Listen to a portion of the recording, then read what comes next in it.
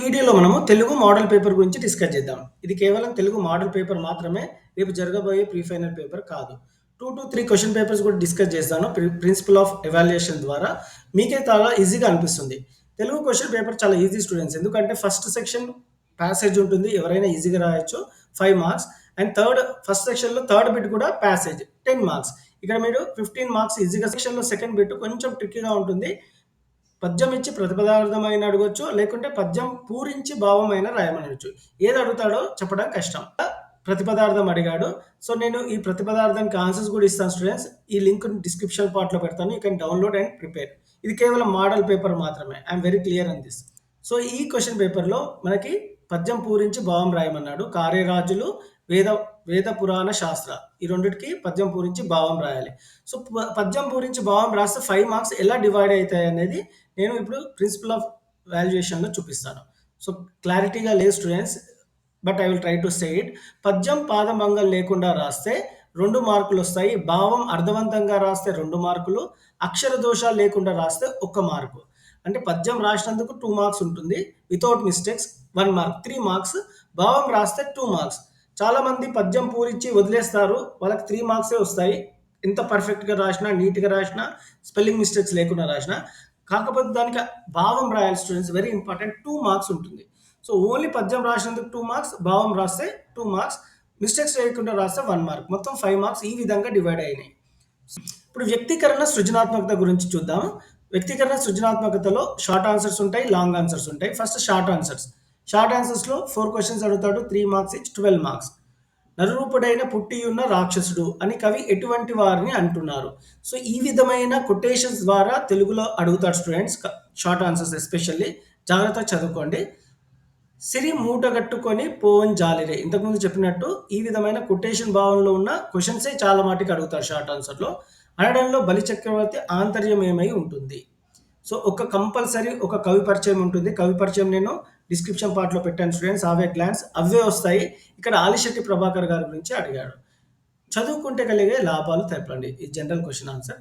తర్వాత మనకి రీసెంట్‌గా జరిగిన క్వెషన్ పేపర్‌లో ఎలాంటి క్వెషన్స్ అడిగాడో చూద్దాం ఒకసారి. షార్ట్ ఆన్సర్స్ వీర తెలంగాణ పాఠ్యభాగ రచయిత గురించి రాయండి. డైరెక్టర్ ఇట్లా లెసన్ ఇచ్చి కవి పరిచయం గురించి అడుగుతాడు. ఎంతటి ఎత్తులకు ఎదిగినా ఉంటుంది పరీక్ష అని కవి మాటల్లో మీరు ఎలా అర్థం చేసుకున్నారు? ఈ విధమైన క్వెషన్స్ చూస్తున్నారు students. I am stressing this.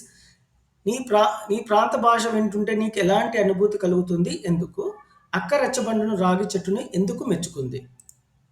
ఇది last year pre final question paper students. Last year pre final question పేపర్‌లో ఏ క్వెషన్స్ అడిగాడో చూద్దాం ఒకసారి.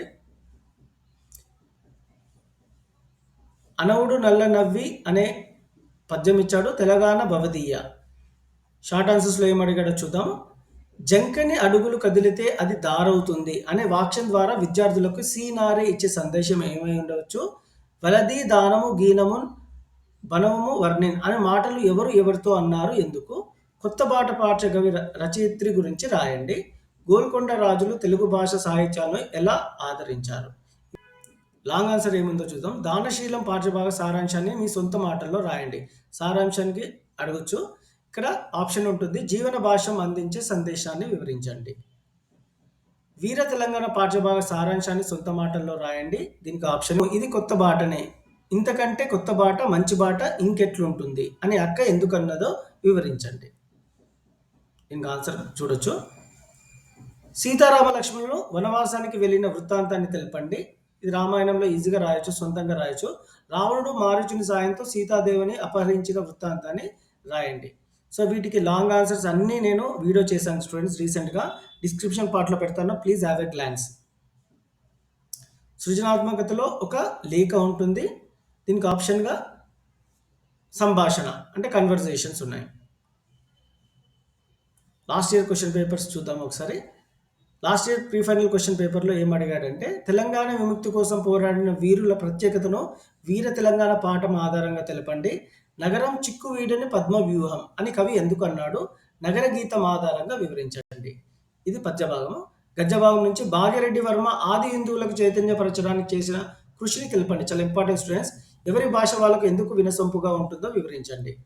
రామాయణం నుంచి ఏ క్వెషన్ ఆన్సర్స్ ఇచ్చాడో చూద్దాం. హనుమంతుని సీతాన్వేషణ వృత్తాంతాన్ని రాయండి. భరతుని శ్రీరాముని పట్ల గల సోదర ప్రేమను గురించి వివరించండి. సృజనాత్మకతలో ఇక్కడ ఏమిచ్చాడంటే ప్రశ్నావళి క్వెషనైర్ అండ్ మిత్రురాలికి ఆర్ మిత్రునికి లేఖ. ఒక సిట్యుయేషన్ ఇచ్చి లేఖ రాయమన్నాడు.